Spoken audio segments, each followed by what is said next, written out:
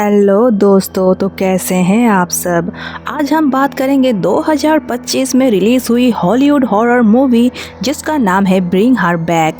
इस मूवी के इंट्रोडक्शन काफ़ी ज़्यादा डिस्टर्बिंग और मिस्टीरियस होती है। हमें एक अंधेरी जगह दिखाई जाती है जहां कुछ औरतें एक खतरनाक रिचुअल कर रही है। जमीन पर एक वाइट सर्कल बना है और वो लोग बार बार कुछ मंत्र जैसी आवाजें दोहरा रही होती है जो एक आत्मा को निकालकर नई एक बॉडी में डालने की कोशिश कर रहा है। और कोई इस रिचुअल को रिकॉर्ड भी कर रहा होता है, यानी कि यहाँ पर कुछ डार्क और फॉरबिडन होने वाला है। अब कहानी की शुरुआत में हम मिलते हैं पाइपर से। पाइपर पार्शियली ब्लाइंड होती है, उसे चीजें धुंधली सी दिखाई देती है। तभी उसे लेने आता है उसका भाई एंडी। घर जाकर उन्हें पता चलता है कि उनके फादर का हार्ट अटैक की वजह से डेथ हो चुका है, जिसे देखकर पाइपर और एंडी को बहुत दुख होता है। अब अगले दिन दोनों को एक फोस्टर ऑफिस भेज दिया जाता है जहां इनकी मुलाकात होती है वेंडी से। वेंडी इस फोस्टर होम का इंचार्ज है। वेंडी कहते हैं कि अब पाइपर और एंडी को अलग अलग रहना होगा, लेकिन दोनों भाई बहन एक साथ रहना चाहते हैं। और एंडी वेंडी से रिक्वेस्ट करता है कि 3 महीने बाद वो 18 का हो जाएगा, जिसके बाद वो उसकी बहन पाइपर का लीगली गार्जियन बन जाएगा।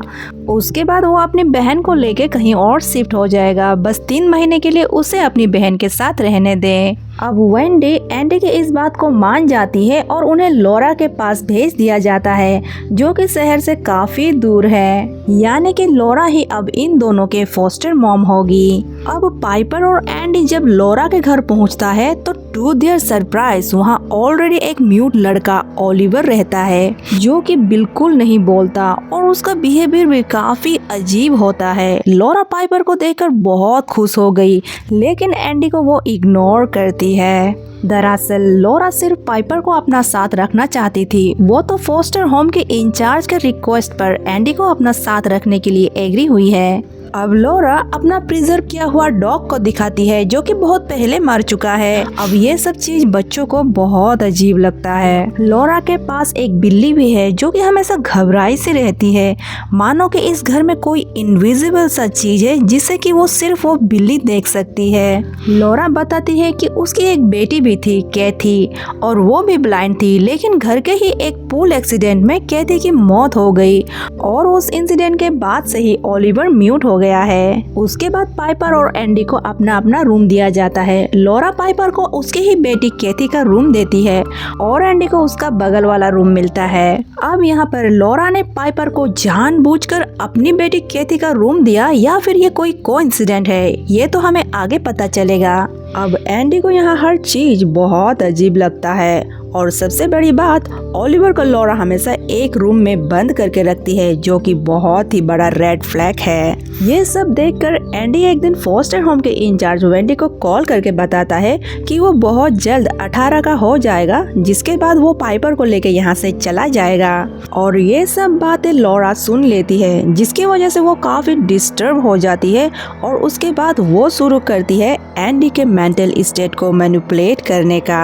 अब लॉरा एंडी से बातें करने आती है। बातों के दौरान अचानक से लॉरा एंडी का फोन उठाकर चेक करने लगती है, लेकिन जब एंडी अपना फोन वापस लेने की कोशिश करता है तो लॉरा ऐसे बिहेव करती है जैसे कि एंडी उन पर हमला कर रहा है। उसके बाद हम देखते हैं कि लॉरा चुपके पाइपर पर नजर रखती है और वो बार बार स्विमिंग पूल के पास जाकर बैठती है और अपनी बेटी कैथी को याद करती है, जिसे देखकर ऐसा लगता है वो अब तक अपनी बेटी की मौत के गम से उभरा नहीं है। इनफैक्ट कैथी के मौत के बाद उसने कभी भी पूल को फिर से भरा नहीं था और वो इंतजार हमेशा करती थी बारिश होने का। अब लॉरा बारिश होने का इंतजार क्यों कर रही है, ये हमें आगे पता चलेगा। उसके बाद एंडी के पिता का फ्यूनरल का दिन आता है, जहां लॉरा चुपके से एंडी के पिता के बाल के गुच्छे काट कर अपने पास रखती है और उसने ऐसा क्यों किया ये हमें आगे पता चलेगा। लेकिन इतना बात तो तय है कि लॉरा कुछ तो खिचड़ी पका रही है। उसके बाद लॉरा घर वापस आती है और थोड़ा सा पार्टी वाला माहौल बनाती है ताकि एंडी और पाइपर अपने पिता के मौत के गम को भुला सके। अब लॉरा इन दोनों को पीने भी देती है और वो कहता है ना कि दारू गया अंदर और बातें निकली बाहर, यही होता है लॉरा और एंडी के साथ। लॉरा यहाँ शेयर करती है कि वो आज भी अपनी बेटी को बहुत मिस करती है। वो अपनी बेटी के मुंह से एक बार और मॉम सुनने के लिए कुछ भी कर सकती है। वहीं एंडी शेयर करता है कि उसके पिता काफी एब्यूसिव थे। वो एंडी को वॉशरूम में ले जाकर शावर ऑन करके मारते पीटते थे ताकि किसी को भी इसकी आवाज ना जाए। लेकिन एंडी के पिता पाइपर से बहुत प्यार करते थे, शायद इसलिए क्योंकि पाइपर उसकी दूसरी वाइफ की बेटी थी जिन्हें वो पसंद करते थे। और एंडी जब 8 साल का था तब उसने पाइपर को भी मारा था और इस बात का गिल्ट उसे आज तक है, लेकिन पाइपर को ये बात याद नहीं है। अब रात में जब एंडी और पाइपर गहरी नींद में होती है तब लॉरा एक मग पर सुसु करती है और उसे एंडी के पैंट पर डाल देती है। लॉरा ये सब इसीलिए कर रही है क्योंकि वो फोस्टर होम और पाइपर को ये दिखाना चाहती है कि इतना बड़ा होने के बाद भी एंडी बिस्तर गीला करता है, यानी कि एंडी पाइपर की जिम्मेदारी लेने की बिल्कुल काबिल नहीं है। दरअसल लॉरा नहीं चाहती कि पाइपर उससे दूर हो जाए। उसके बाद लॉरा ओलिवर को नहलाने लगती है। यहाँ वो ओलिवर से बहुत अजीब सी बातें कहती है, जैसे मुझे पता है तुम्हें भूख लगी है, बट डोंट वरी, वो समय बहुत जल्द आ जाएगा जब तुम खा सकोगे। और ओलिवर भी लॉरा को बहुत अजीब तरीके से देखने लगता है और हम व्यूअर्स मिरर पर देखते हैं कि ओलिवर की जगह पर कोई डीमन बैठा हुआ है, यानी कि ओलिवर नॉर्मल नहीं है, उसके अंदर डीमन है। अगले दिन सुबह लॉरा जानबूझकर एंडी के कपड़े धोने की जिद करती है, जिसके बाद वो पाइपर के सामने ही एंडी को पॉइंट करने लगती है कि देखो एंडी ने पैंट पर सुसु कर दिया है। उसके बाद लॉरा पाइपर को लेकर बाहर जाती है और घर में रह जाता है सिर्फ ओलिवर और एंडी। अब ओलिवर दूर विंडो से एंडी को देख रहा होता है, जिसे देखकर एंडी को थोड़ा सा बुरा लगता है कि इतना छोटा सा बच्चा को क्यों हमेशा रूम में बंद करके रखा जाता है। उसके बाद एंडी ओलिवर को उसके रूम से बाहर निकालता है और उससे दोस्ती करने की कोशिश करने लगता है। वो खाने के लिए ओलिवर को एक मेलन चाकू के साथ दे देता है और ओलिवर मेलन के साथ साथ चाकू को भी चबाने लगता है, जिसकी वजह से उसका दांत टूटने लगता है और लिप्स भी कट जाता है। अब एंडी ओलिवर को लेकर हॉस्पिटल जाने लगता है और हम व्यूअर्स यहाँ एक बात नोटिस करते हैं कि लॉरा के घर के चारों तरफ एक व्हाइट सर्कल बना हुआ है, जैसे कि मूवी के इंट्रो सीन में हमें दिखाया गया था। अब एंडी जब ओलिवर को हॉस्पिटल ले जाने के लिए उस व्हाइट सर्कल से बाहर निकालने की कोशिश करता है तो ओलिवर दर्द के मारे चिल्लाने लगता है। उसके पेट के अंदर से किसी क्रिएचर की तड़पने की आवाज साफ सुनाई दे रहा था, जैसे कि ये क्रिएचर इस सर्कल से बाहर जिंदा नहीं रह सकता। तभी ओलिवर को कुछ देर के लिए होश आता है, जैसे कि मानो वो क्रिएचर के कंट्रोल से कुछ देर के लिए बाहर आ गया हो। तभी वो एंडी से एक ही बात बोलता है, हेल्प मी, यानी कि लॉरा ने उसके साथ कुछ तो गलत कर रखा है। लेकिन तभी लॉरा और पाइपर घर वापस आ जाती है और लॉरा एंडी पर बहुत चिल्लाती है कि उसने ओलिवर को रूम से बाहर क्यों निकाला और ओलिवर को हॉस्पिटल ले जाने की वजह एक रूम में ले जाती है। अब ओलिवर यहाँ बहुत ज्यादा तड़पने लगता है तो लॉरा एक वीडियो को देखती है जिसमें बताया गया था कि ऐसा सिचुएशन में किसी को कैसे कंट्रोल या शांत किया जाता है। उस वीडियो को फॉलो करते हुए लॉरा ओलिवर को शांत करने लगती है। उसके बाद लॉरा ओलिवर को एंडी के पिता के बालों का गुच्छा खाने देती है, जिसको लॉरा ने एंडी के पिता के फ्यूनरल से चुराया था। जिसके बाद ओलिवर बिल्कुल शांत हो जाता है, यानी कि ये एंटिटी को डेड लोगों के पार्ट्स खाना बहुत पसंद है। जिसके बाद हम देखते हैं कि एंडी शॉवर में नहा रहा होता है, तभी वो अपने पिता को हेलुसिनेट करता है, जिसमें उसका पिता बोलता है कि वो बारिश में मर जाएगी। जिसे देखकर एंडी बहुत डर जाता है और वहीं बेहोश हो जाता है। नेक्स्ट सीन में हम एंडी को हॉस्पिटल में देखते हैं और होश में आते ही वो पाइपर से मिलने जाने की कोशिश करने लगता है, लेकिन डॉक्टर उसे नहीं जाने देते। अब 2 दिन बाद बारिश शुरू हो जाती है, जिसे स्विमिंग पूल भी भरने लगता है और इसे देखकर लॉरा काफी खुश हो जाती है। उसका नेक्स्ट डे को लॉरा एंडी से मिलने हॉस्पिटल जाती है, जहां एंडी लॉरा को कहता है कि मुझे मेरे पिता का विजन आया था और वो कह रहा था कि बारिश में कोई मरने वाली है। मुझे पाइपर की चिंता हो रही है, इसीलिए आप पाइपर को बारिश में भीगने मत देना। लेकिन नेक्स्ट सीन में हम देखते हैं कि लॉरा तो उसका ठीक उल्टा ही कर रही है। वो अपनी अपनी बेटी को याद करते हुए पाइपर के साथ बारिश में नाच रही है। उसके बाद लॉरा पाइपर को बेसमेंट में ले जाती है, जहां उसने एक फ्रीजर में अपनी बेटी कैथी की डेड बॉडी को अब तक प्रिजर्व करके रखा था। अब लॉरा ने अपनी बेटी की डेड बॉडी को अब तक क्यों प्रिजर्व करके रखा है ये हमें आगे पता चलेगा। उसके बाद लॉरा पाइपर को उस डेड बॉडी को टच करने देती है। अब क्योंकि पाइपर तो देख नहीं पाती, लेकिन उसे बहुत अजीब लगता है। अब नेक्स्ट डे को लॉरा और एंडी घर लौट आते हैं। उसके बाद रात को लॉरा ओलिवर को कुछ अजीब सा रिचुअल करता हुआ वीडियो दिखाने लगती है। अब यहाँ पर हमें ये पता चलता है कि ओलिवर लॉरा का कोई फोस्टर बेटा नहीं है, वो तो उसे कहीं से किडनैप करके लाई है अपने रिचुअल में शामिल करने के लिए। दरअसल लॉरा अपनी मरी हुई बेटी कैथी को वापस जिंदा करना चाहती है, जिसके लिए उसे एक बच्चा चाहिए था ताकि लॉरा उस बच्चे के अंदर टारी डीमन को डाल सके, और इसीलिए उसने ओलिवर को कहीं से किडनैप किया और उसके अंदर टारी डीमन को डाल दिया। यानी कि हमें यहाँ ये पता चलता है कि वीडियो में जो भी रिचुअल दिखा रहा था, उन्हीं रिचुअल के जरिए लॉरा ने ओलिवर को टारी डीमन से पॉजेस करवाया था। और अब हमें ये भी समझ में आता है कि वीडियो में जो भी रिचुअल दिखाया जा रहा है, लॉरा उसी रिचुअल को फॉलो करके अपनी बेटी कैथी को दोबारा से जिंदा करना चाहती है। और रिचुअल के अकॉर्डिंग अब टारे डीमन यानी कि ओलिवर कैथी के डेड बॉडी को खाएगा, जिसके बाद वो कैथी के आत्मा को वोमिट करके उगल देगा और फिर उस आत्मा को न्यू बॉडी में डाला जा सकता है, और वो न्यू बॉडी होगी पाइपर की। बस शर्त यह है कि पाइपर की मौत भी बिल्कुल वैसी होनी चाहिए जैसे कैथी मरी थी। यानी कि लॉरा यहाँ पर पाइपर को बारिश के दौरान स्विमिंग पूल में डुबोकर मारने वाली है, क्योंकि कैथी बिल्कुल ऐसी ही मरी थी। अब हमें समझ में आता है कि लॉरा बारिश को देखकर क्यों इतना खुश हुई थी और अब तक उसने कैथी की डेड बॉडी को क्यों प्रिजर्व करके रखा है। खैर, सब लोग सो जाने के बाद लॉरा एंडी का परफ्यूम लगाती है और चुपके से पाइपर के रूम में जाती है और पाइपर पर एक जोरदार पंच मारती है और भाग जाती है। अगले दिन सुबह लॉरा ने इन सब का ब्लेम एंडी पर डाल दिया। एंडी शॉक्ड होता है और कहता है कि मैंने क्या किया। इसमें लॉरा बोलती है कि तुम बचपन से ही पाइपर से जेलस हो, क्योंकि तुम्हारे पिता सिर्फ पाइपर को प्यार करता था और तुम्हें मारता पीटता था, और इसीलिए तुमने बचपन में पाइपर को भी मारा था।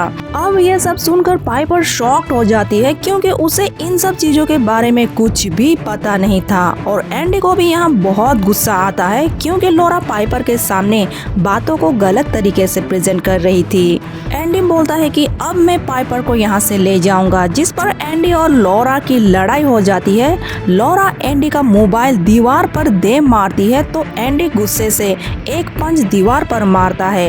अब पाइपर एंडी का वायलेंस बिहेवियर से डर जाती है और एंडी के साथ जाने से मना करती है, जिससे कि एंडी दुख और गुस्से में अकेले ही फोस्टर होम की तरफ निकल जाता है। उधर पाइपर कंफ्यूज है कि आखिर रात में उसको मारा किसने। अब लॉरा पाइपर को किंडरगार्टन छोड़ाती है ताकि पाइपर किड्स के साथ टाइम स्पेंड करे और इस दौरान वो घर में आराम से रिचुअल की तैयारी करे। उधर एंडी जब फोस्टर होम पहुंचता है तो वहां उसे एक मिसिंग चाइल्ड का पोस्टर नजर आता है, और ये मिसिंग चाइल्ड कोई और नहीं बल्कि ओलिवर ही होता है। यानी कि लॉरा ने ओलिवर को किडनैप करके उसके अंदर टारे डीमन को डाल दी थी। एंडी ये सब बात वेंडी को बताता है तो वेंडी उस पर यकीन नहीं करती, क्योंकि लॉरा ने ऑलरेडी फोस्टर होम में एंडी के अगेंस्ट रिपोर्ट करके रखा था कि कैसे वो पैंट में सुसु करता है, और बचपन में एक बार उसने पाइपर पर हाथ भी उठाया था। लेकिन कैसे भी करके एंडी वेंडी को लॉरा के घर जाकर एक बार चेक करने के लिए मना लेता है। उधर ओलिवर के अंदर का टारे डीमन का भूख और भी ज्यादा बढ़ गया था, इसीलिए अब उसने घर का हर एक चीज को खाना स्टार्ट कर दिया था। जब लॉरा घर वापस आती है तो ओलिवर उस पर भी हमला कर देता है, लेकिन जैसे तैसे करके ओलिवर को लॉरा एक रूम में बंद कर देती है और यहाँ पर ओलिवर अपने ही हाथ को काट कर खाने लगता है। यानी कि अब टारे डीमन का भूख बेकाबू हो चुका है और अब इसका भूख इंसानों का डेड बॉडी को खाकर ही शांत होगा। अब यहाँ पर एंडी और वेंडी भी पहुँचता है। लॉरा पहले तो सब कुछ नॉर्मल दिखाने की कोशिश करती है, लेकिन जब वेंडी उसके हाथ पर लगे चोट के बारे में पूछती है जो कि ओलिवर के हमले से लगा था, तो लॉरा अपना कंट्रोल खो देती है और चिल्लाकर कहती है कि मुझे कैसे भी करके अपना बेटी को जिंदा करना है। अब यहाँ पर वेंडी को समझ में आ जाता है कि लॉरा का दिमागी हालत ठीक नहीं है, तो वो बाहर भागती है, तो बाहर उसे एंडी मिलता है। अब ये दोनों वहाँ से भागने लगते हैं, लेकिन तभी वहाँ पर लॉरा अपने कार से इन दोनों को कुचल देती है। इस एक्सीडेंट में वेंडी तो वहीं खत्म हो जाती है, लेकिन एंडी घायल हो गया था। फिर लॉरा आकर एंडी के मुंह को पानी में डुबोकर उसे भी मार डालती है। उसके बाद लॉरा किंडरगार्टन से पाइपर को घर ले आती है। अब यहाँ पर ओलिवर ने एंडी के बॉडी को थोड़ा सा खा चुका था, इसीलिए वो एंडी के आवाज में पाइपर को बुलाता है, लेकिन पाइपर पास जाकर जब ओलिवर के सिर को टच करती है तो उसे समझ में आ जाता है कि ये तो उसका भाई नहीं है। तो पाइपर पूछती है ये कौन है, जिसमें लॉरा बताती है कि ये कोई नहीं ओलिवर है। पाइपर पूछती है कि ओलिवर दिखता कैसे है, जिसमें लॉरा बताती है कि ओलिवर बहुत क्यूट है और उसका रेड लॉन्ग हेयर है। अब यहाँ पर पाइपर को लॉरा पर शक हो जाता है, क्योंकि जब उसने ओलिवर के सिर को टच किया था तो उसमें बाल थे ही नहीं, तो उसका लॉन्ग हेयर कैसे हो सकता है। अब यहाँ पर पाइपर खुद को एक रूम में बंद कर लेती है और उसे वहाँ पर एंडी की डेड बॉडी मिलती है, जिसे टच करके उसे पता चल जाता है कि ये उसका भाई का डेड बॉडी है। अब पाइपर बहुत डर जाती है और दरवाजा खोलकर जल्दी से भागने लगती है, लेकिन क्योंकि वो देख नहीं सकती तो दीवार से टकराकर वहीं बेहोश हो जाती है। अब बेहोश पाइपर को लॉरा घसीटता हुआ पूल तक ले जाती है और उसे पानी में डुबोकर मारने की कोशिश करने लगती है, लेकिन इसी बीच पाइपर को होश आ जाती है और जोर से मॉम चिल्लाती है। मॉम वर्ड सुनते ही लॉरा कुछ देर के लिए फ्रीज हो जाती है। उसे वो मोमेंट याद आती है जब कैथी पानी में डूब रही थी। पाइपर इसी मोमेंट का फायदा उठाकर जैसे तैसे करके पूल से बाहर निकलती है और वहाँ से भागने लगती है। ओलिवर भी उसे मारने के लिए उसके पीछे पीछे जाता है। पाइपर भागते भागते रोड तक पहुँच जाती है, जहाँ उसे कुछ लोग रेस्क्यू कर लेते हैं। पोजेस्ड ओलिवर भी उसके पीछे पीछे व्हाइट सर्कल से बाहर निकल जाता है, जिससे उसके अंदर का डिमॉन निकल जाता है। उधर दूसरी तरफ लॉरा कैथी को याद करके उसके डेड बॉडी के पास बैठ जाती है और अपने पुराने जख्मों को और भी गहरे करने लगती है, इमोशनल और फिजिकल दोनों तरीके से।